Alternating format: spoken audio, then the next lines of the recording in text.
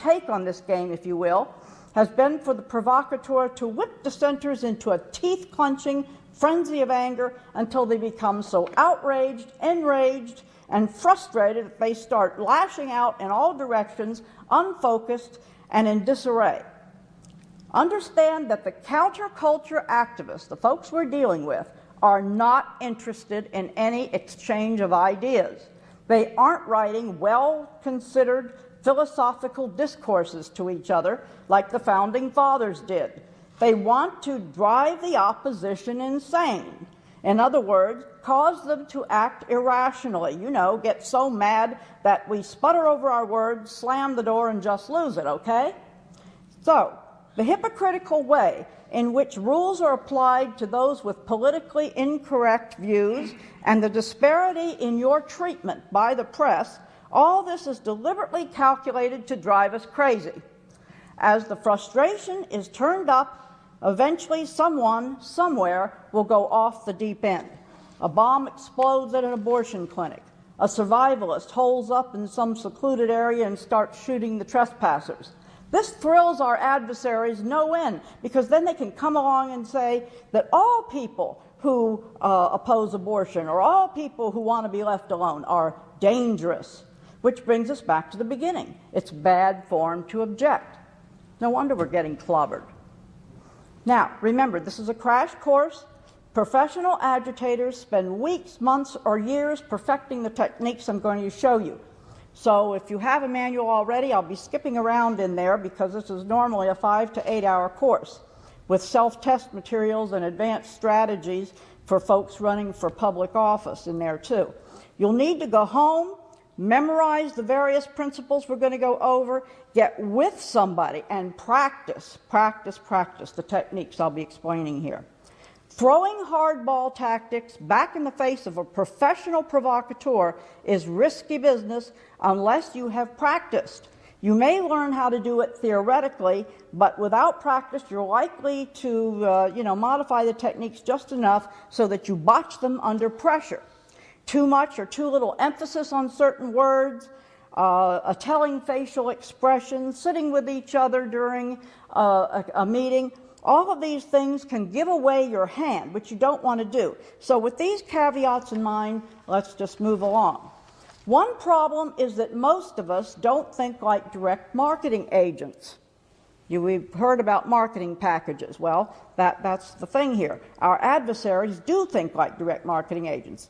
We care about integrity. That is, the end doesn't always justify the means. The opposition doesn't.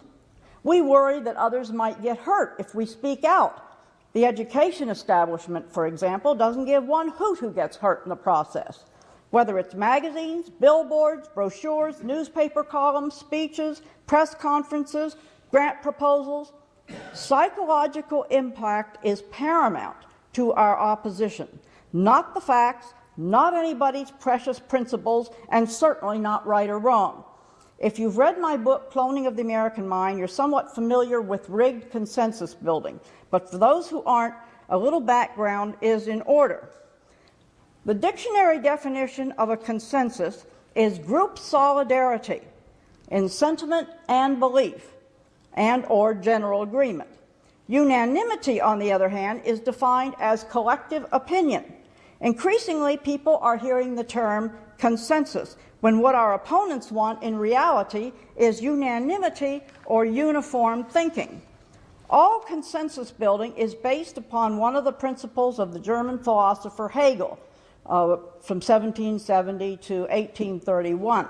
In plain English, this principle states that you could take one firm view and its opposite, combine them, and come up with a brand new viewpoint, which will be a synthesis of the two. This new viewpoint will be one that all parties supposedly will accept. So, a consensus is generally or essentially a collective opinion that doesn't reflect anyone's opinion. Okay? When the collective good is viewed as superior to or more important than the individual good as per the socialist globalist view, then consensus no longer falls into the category of a compromise. Consensus is a stronger term because the pro and con viewpoints in the collectivist mindset no longer exist. The rightness or wrongness of the original viewpoints are not at issue. The point is to produce a new ideal, opinion, or value that will be universally supported, or at least appear to be supported by everyone. And that's the rub. Appears to be. The purpose of the various consensus strategies is to preserve the illusion that there is lay or community participation in policy-related decision-making when in fact there isn't. That means something far different from working out a compromise. When a professional provocateur is trying to gain acceptance of, say, a gay lesbian club at your local high school, they know they have to at least pretend to involve the community in that decision and have something to that effect in writing when people complain to their legislators in Congress. The Delphi technique is just one unethical method of achieving consensus on controversial topics. A well-trained professional agitator is deliberately escalating tensions all the time among group members, pitting one faction against the other to make one side appear ridiculous and the other side sensible. The setting or type of group in which the technique is used is immaterial. The logic behind its success is that most groups tend to share a particular knowledge base and display a finite set of identifiable characteristics. What the provocateur must do is locate those smaller factions within the larger group. Provocateurs often call themselves facilitators because that sounds neutral. But what these pros really do is work the group over and ensure a predetermined outcome, what they call a consensus. If the discussion is facilitated properly, all participants will emerge believing that the decision was reached was their own idea. Only later, sometimes only an hour later, will they realize they've been duped. Donning his or her facilitator hat, the provocateur encourages each person in a group to express concerns about a program, project, or policy. She listens attentively, elicits input from group members, forms task forces, urges participants to make lists. And in going through all this talk and motions, she learns something about each member of the group. She's looking for each raised eyebrow. She's looking at your body language. The agitator-facilitator is trained to identify the leaders, the loudmouths, the weak or non-committal members, and those who are apt to change ideas during an argument, change their sides. The provocateur first will try to become an accepted member of your group. Then later will turn the factions of the group against its own members. Suddenly, the amiable facilitator will become devil's advocate.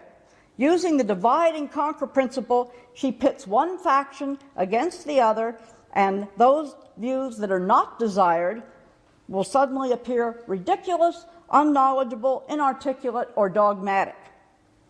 She deftly augments tensions, deliberately escalates disagreements. If the stage was set properly during the list-building phase, a well-trained provocateur will be able to really get most members of the group right where they want them. Individuals in opposition to a desired policy will find themselves shut out. The Delphi technique works, folks.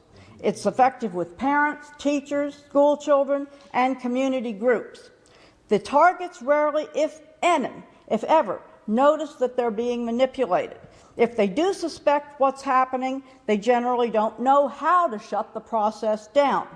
Suppose a desired policy is no failing grades, and suppose that policy is placed on the table.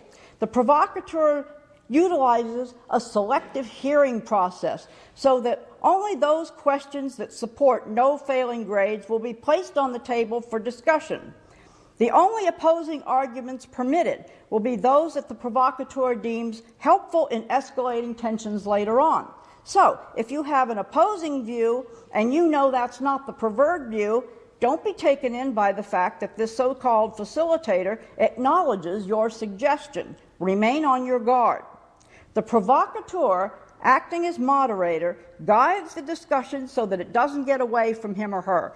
This means that the facilitator operative frames the debate and is careful not to let go. Assume